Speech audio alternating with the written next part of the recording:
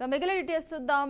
మాజీ సీఎం కేసీఆర్ ను తెలంగాణ నుంచి బహిష్కరించాలన్న సీఎం రేవంత్ వ్యాఖ్యలపై హరీష్ రావు తీవ్ర స్థాయిలో ధ్వజమెత్తారు. సీఎం పీఠం దక్కినా రేవంత్ బుద్ధి మారలేదన్నారు.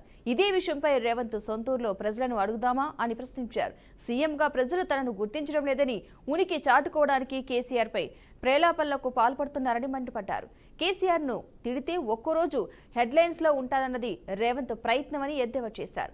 తెలంగాణ చరిత్ర గతిని మార్చిన కేసీఆర్ స్థానం ప్రజల్లో గుండెల్లో పదిలమని ఆయన ఎక్స్ వేదికగా పేర్కొన్నారు.